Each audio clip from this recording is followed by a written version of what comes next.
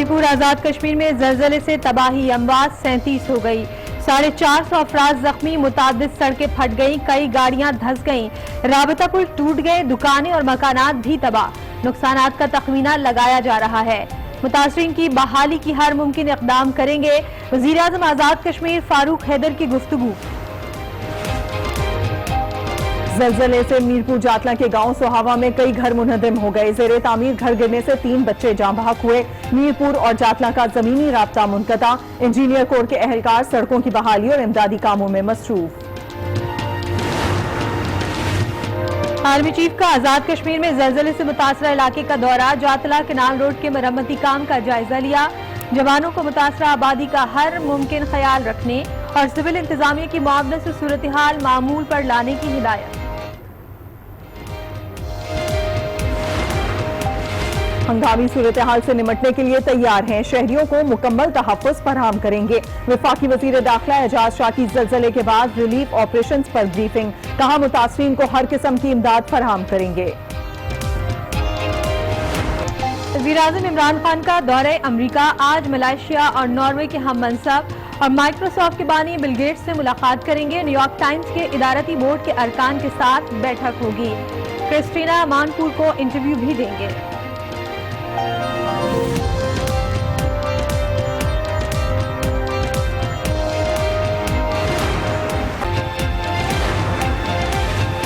خیبر پختونخوا میں ترقیاتی فنڈز کی تقسیم غیر قانونی قرار، وزیر اعلیٰ نے فنڈز اپنی پارٹی سے تعلق رکھنے والے اراکین میں تقسیم کیے، پشاور ہائی کورٹ کا 7 دن میں نئی پالیسی بنانے کا حکم، نئی پالیسی بنانے تک ترقیاتی فنڈز کے استعمال پر پابندی عائد۔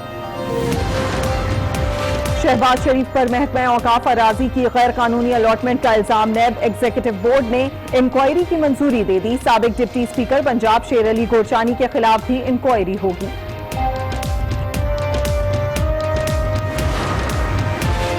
چودھری شوگر ملز کیس میں نیب کی درخواست مسترد، مریم نواز اور یوسف عباس کا جوڈیشل ریمانڈ منظور، احتساب عدالت لاہور نے 9 اکتوبر کو پیش کرنے کا حکم دے دیا۔ سندھ میں اینٹی ریبیز ویکسین نہیں، حکومت کیا کر رہی ہے؟ لاڑکانہ میں بچہ مر گیا مگر علاج نہ ہو سکا، سندھ ہائی کورٹ کا اظہار برہمی، عدم پیشی پر سیکرٹری صحت کو 3 اکتوبر کے لیے شو کاز نوٹس جاری۔ کراچی کے مختلف علاقوں میں وقفے وقفے سے بارش، ہر طرف کیچڑ ہی کیچڑ، سڑکوں پر پانی جمع ہونے سے ٹریفک کی روانی متاثر، کہ الیکٹرک کی روایتی بے حسی، مختلف علاقوں میں صبح سے بجلی غائب، لاہور کے بھی مختلف علاقوں میں برسات سے گرمی کا زور ٹوٹ گیا۔ آپ کے حوالے سے مباحثہ، وزیر اعظم عمران خان اور ترک صدر رجب طیب اردوان مباحثے میں شریک ہیں، مباحثے کا انعقاد پاکستان اور ترکی کی جانب سے کیا گیا ہے۔ وزیر اعظم عمران خان نے کہا کہ نفرت انگیز تقریر اور اسلاموفوبیا کے خلاف مؤثر اقدامات کی ضرورت ہے، کسی بھی کمیونٹی کو تنگ نظری سے دیکھنا اسے انتہا پسند بنا دیتا ہے، مذہب کا دہشت گردی سے کوئی تعلق نہیں۔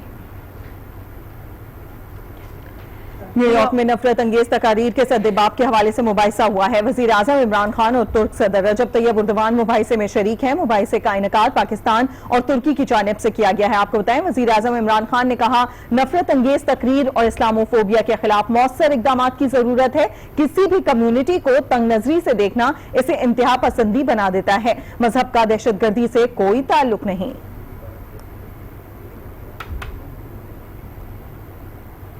اقوام متحدہ کے 74ویں اجلاس میں وزیر اعظم عمران خان کی آج کی مصروفیات کے حوالے سے جانتے ہیں نیو یارک میں موجود رفعت سعید سے۔ جی رفعت سعید بتائے گا وزیر اعظم کی مصروفیات کے حوالے سے۔ اقوام متحدہ کے 74ویں اجلاس کے موقع پر آج وزیر اعظم عمران خان کی نہایت اہم مصروفیات ہیں۔ آج وہ ترکی کی جانب سے ہونے والی ایک کانفرنس میں ہیٹ اسپیچ کے حوالے سے اس میں شرکت کریں گے، اس کے علاوہ نیو یارک ٹائم کے جو ایڈیٹوریل بورڈ سے ان کی ملاقات ہے، اس کے علاوہ CNN کی کرسٹینا مانپور سے ان کا انٹرویو ہے، وال اسٹریٹ جرنل کی جو ایڈیٹوریل ٹیم ہے ان سے ملاقات ہے، تو یہ اس طرح سے ان کی آج اہم مصروفیات ہیں۔ لیکن جو ترکی کے صدر رجب طیب اردوغان نے کل خطاب کیا تھا اقوام متحدہ میں، انہوں نے کشمیر کے حوالے سے بھارت کی طرف سے انسانی حقوق کی جو پامالی ہو رہی ہے اس کو بہت فوکس کیا تھا، اسے نہایت سراہا جا رہا ہے یہاں پر، اور اس کے ساتھ ساتھ انہوں نے مسلم امہ کو یکجا ہونے کی تلقین بھی کی۔ اس کے علاوہ وزیر اعظم عمران خان جو ہے وہ 27 ستمبر کو یہاں خطاب کریں گے، اور کل جو ہے وہ بھارتی وزیر اعظم نریندر مودی جو ہیں وہ خطاب کریں گے، لیکن اب تک جو امریکی صدر کا رویہ ہے وہ بہت ہی مبہم نظر آتا ہے، اور وہ جو ثالثی کو کرتے ہیں لیکن لگتا نہیں ہے کہ وہ ثالثی پہ آمادہ ہیں۔ جی بلیٹن میں اب بات ہوگی آزاد کشمیر میں گزشتہ روز آنے والے زلزلے کی، جس نے آزاد کشمیر اور ملکہ علاقوں میں تباہی مچا دی ہے۔ Army chief general Qamar Javed Bajwa نے بھی آزاد کشمیر کے زلزلہ متاثرہ علاقوں کا دورہ کیا ہے۔ آرمی چیف نے جاتلاں کنال روڈ کے مرمتی کام کا بھی جائزہ لیا۔ زلزلے کے باعث حادثات میں اموات 37 ہو گئی ہیں۔ 450 سے زائد افراد زخمی ہیں۔ سب سے زیادہ میرپور اور بھمبر میں تباہی ہوئی، کئی پل ٹوٹ گئے، متعدد سڑکوں میں دراریں پڑ گئیں، درجنوں دکانیں اور مکانات تباہ ہو گئے۔ میرپور جاتلا کے گاؤں سہاوا میں زیر تعمیر گھر گرنے سے 3 بچے جاں بحق ہوئے۔ گزشتہ روز آنے والے خوفناک زلزلے نے میرپور آزاد کشمیر میں تباہی مچا دی۔ متاثرہ علاقوں میں امدادی کام جاری ہے۔ جاں بحق افراد کی تعداد 37 اور زخمیوں کی تعداد 450 سے تجاوز کر گئی ہے۔ سرکاری اور پرائیویٹ اسپتالوں میں ایمرجنسی نافذ ہے۔ مزید جانتے اسی بارے میں آج نیوز کے نمائندے خرم افضال سے۔ جی خرم، تفصیلات سے آگاہ کیجیے گا۔ جی اس وقت میں جاتلا کے مقام پر موجود ہوں، اور یہاں پر جو کل ایک خوفناک زلزلہ آیا تھا اس کے بعد ابھی تک وقفے سے آزاد کشمیر بھر میں اس کے آفٹر شاکس بھی آ رہے ہیں۔ یہاں پر امدادی کارروائیاں پاک آرمی کی جانب سے اور ضلعی اور ڈویژنل انتظامیہ کی جانب سے جاری ہیں۔ بلا شبہ اس میں کوئی شک نہیں کہ ان امدادی کارروائیوں میں تھوڑی سی تاخیر ہوئی، لیکن ایک تو کمیونیکیشن، دوسرا مواصلات کا جو نظام ہے وہ دھرم بھرم ہو جانے کے باعث، اور دوسرا جاتلا اور بھمبر سے جو روڈ ملکہ تھی اس کے ٹوٹنے کے باعث بھی جو ہے نا جی یہ امدادی کارروائیاں دیر سے شروع ہوئیں۔ ابھی صورتحال یہ ہے کہ ہمارا جو محکمہ ہے اس کا جو پرابلم یہ تھا کہ ان کو مواصلات کی وجہ سے اندازہ نہیں ہو پا رہا تھا کہ کس علاقے میں مدد کی ضرورت ہے۔ ابھی جو ہی مواصلاتی نظام بحال ہوا ہے تو تقریباً اس وقت کھڑی شریف سے لے کے یہاں پہ جو دربار ہے میاں محمد بخش، ایک بڑی مشہور ہستی اس علاقے کی، پورے اقوام عالم میں ان کا ایک نام ہے، اور ان کے عقیدت مند یہاں پر آتے ہیں، تو ان کے ساتھ ملکہ 12 سے 15 گاؤں ہیں جہاں پر ابھی بھی ان کی جو رابطہ سڑکیں ہیں وہ ٹوٹ پھوٹ کا شکار ہیں۔ اس میں کوئی شک نہیں کہ کام کی رفتار جو ہے نا وہ تھوڑی سی سست ہے، لیکن پاک آرمی کے جوان اور دیگر جو امدادی کارروائیوں کے دستے ہیں وہ اپنا کام کر رہے ہیں۔ سب سے بڑی یہاں پہ پرابلم بنی تھی بجلی کی۔ بجلی کا جو نظام ہے وہ ڈویژن میرپور اور بھمبر کے اہلکاران نے جو ہے جی بر وقت کارروائی کرتے ہوئے کافی حد تک بحال کر دیا ہے، لیکن ابھی بھی ان 15 سے 16 دیہات میں بجلی جو ہے وہ بحال نہیں ہو سکی، جس کی وجہ سے وہاں پر جو اندھیرا ہے۔ دوسری طرف سے ڈیزاسٹر مینجمنٹ کی جانب سے جو آج ہیں جی وہ تقریباً 1000 کے قریب امدادی کارروائی میں کمبل بیچے گئے ہیں، اور بجلی کی کمی کو پورا کرنے کے لیے 4 جنریٹر بھی انہوں نے جو ہے جی بھیج دی ہیں۔ اس کے علاوہ مزید امدادی سامان بھی جو ہے نا وہ دائیں بائیں سے مزید امدادی زبان بھی یہاں پر پہنچ رہا ہے۔ خرم، یہ جاننا چاہیں گے، گزشتہ رات بھی ہم نے دیکھا وہاں پر موسم کافی زیادہ خراب تھا، بارش ہو گئی تھی، لیکن وہاں کے رہائشیوں کے پاس کوئی ٹینٹس یا کیمپس موجود نہیں تھے۔ کیا آج یہاں پر کیمپس پہنچائے گئے ہیں، ٹینٹس پہنچائے گئے ہیں تاکہ رات آسانی سے بسر کی جا سکے؟ جی محکمہ ڈیزاسٹر مینجمنٹ کی جانب سے 200 ٹینٹ جو ہیں جی وہ جو آن دا ریکارڈ انہوں نے ہمیں سینڈ کیے ہیں وہ یہاں پہ بھجوائے گئے ہیں۔ اس کے علاوہ امدادی کارروائیوں میں جو یہاں کے مقامی لوگ ہیں ان کی ایک بہت بڑی کمیونٹی نے ان لوگوں کے کھانے پینے میں اور ان کے جو شائع خورد و نوش کی چیزیں ہیں وہ ہم مہیا کی ہیں۔ اس کے علاوہ ڈویژنل سطح پہ اور ڈسٹرکٹ سطح پہ خیر میں ایک بہت بڑی کشمیری کمیونٹی ہے، وہ صرف یہ چاہ رہی ہے کہ ہمیں صرف یہ جگہ بتائی جائے جہاں پہ ہم اپنی امدادی سامان مہیا کریں، اور یہاں کی جو ڈویژنل اور ڈسٹرکٹ انتظامیہ ہے انہیں چاہیے کہ ایک کیمپ وہ بھی لگائیں جہاں پہ انچارج بنایا جائے کہ بیرون ملک سے یا پاکستانی اگر کوئی ان کا امدادی سامان ادویات کی صورت میں، کیمپوں کی صورت میں یا کمبلز کی صورت میں دینا چاہیں تو وہ کس جگہ پہ پہنچائیں۔ ابھی تک ان کو جو ادویات اور خوراک لے کے یہاں پہ آنا چاہتے ہیں انتظامیہ کی جانب سے کوئی گائیڈ لائن نہیں دی گئی۔ یعنی خرم، یہاں پر لوگ مدد تو کرنا چاہتے ہیں اور انٹرنیشنلی بھی یقیناً جو لوگ باہر ہیں ملک سے وہ بھی مدد کر کرنا چاہتے ہیں لیکن یہاں پہ کوئی ایسا انتظام نہیں ہے کہ کوئی سسٹم نہیں بنا سکیں ابھی تک. جو شیخ اور بچے ہیں یہاں پر, جو خواتین ہیں, تو ان کے لیے کیا انتظامات کیے گئے ہیں, ان کے کھانے پینے کے کیا انتظامات کیے گئے ہیں؟ دیکھیں جی, ان بچوں کے اور خواتین کے خدشات سے پیش نظر رکھتے ہوئے آج ڈویژن بمبر میں, ڈسٹرکٹ بمبر میں جو ہے جی 2 روزہ چھٹی کا سرکاری اعلان کر دیا گیا تھا, کیونکہ آزاد کشمیر بھر میں اس زلزلے کے بعد ہر 2-4 گھنٹے کے بعد آفٹر شاکس کا سلسلہ جاری ہے اور یہ بتایا جا رہا تھا کہ 2 سے 4 دن یہ آفٹر شاکس چلتے رہیں گے. اس کے پیش نظر تمام سرکاری اداروں میں اسی وجہ سے 2 دن تعطیلات کا اعلان کر دیا گیا تھا اور ان بچوں کو محفوظ مقامات پر پہنچانے کے لیے جہاں پر سرکاری عمارتیں جو ہیں جی وہ خالی کروا لی گئی ہیں, وہی پہ جو پرائیویٹ اور نجی ادارے ہیں ان کے اہلکاران بھی ہر وقت اپنے اداروں کو کھلے ہوئے بیٹھے ہیں کہ خدا نخواستہ اگر مریضوں کی تعداد بڑھ جاتی ہے, زخمیوں کی تعداد بڑھ جاتی ہے, تو اس میں کوئی امر مانے نہیں کہ وہ ان اداروں میں ان مریضوں کو لے آئیں, ان بچوں کو لے آئیں. اور جو یہاں کی لوکل کمیونٹی ہے, آپ کو یاد ہو کہ جب 2005 میں زلزلہ آیا تھا تو پورے پاکستان نے کشمیریوں کے ساتھ اپنا جو بھائی چارہ ہے وہ کیسے نبھایا تھا. مظفر آباد کے مشکل ترین علاقوں میں جو ہمارے پاکستانی بھائی ہیں وہ پہنچے تھے. آج بھی یہ جذبہ سلامت ہے, لیکن ضرورت اس امر کی ہے کہ بجائے ان کو مختلف علاقوں میں بھیجنے کے ایک ان کو گائیڈ لائن دے دیں تاکہ وہ عورتوں کے لیے ضروریات زندگی کا سامان لے آئیں. لوگ جو ہیں وہ مدد کرنا چاہتے ہیں, ان کے لیے کوئی گائیڈ لائن اب تک نہیں دی گئی ہے. ان کو گائیڈ لائن دی جائے تو وہ بہتر طریقے سے مدد کر سکیں گے. ہمارے ساتھ خرم موجود ہے جاتلا سے. رخ کریں گے میرپور آزاد کشمیر کا. محمد خلیل ہمارے ساتھ موجود ہیں. محمد خلیل, بتائیے گا یہاں پر کیا صورتحال دیکھنی, اب تک کتنی امدادی کاروائیاں یہاں پر پہنچ چکی ہیں یا ہو رہی ہیں؟ اس کے علاوہ ریسکیو آپریشن کے حوالے سے بھی بتائیے گا. بالکل, گزشتہ روز 5.8 کے زلزلے نے میرپور کے ساتھ ملکہ گاؤں جاتلا کو پوری طرح متاثر کیا. تمام سڑکیں زمین بوس ہو گئی اور جیلم اپر کنال نہر پر شگاف پڑ گیا.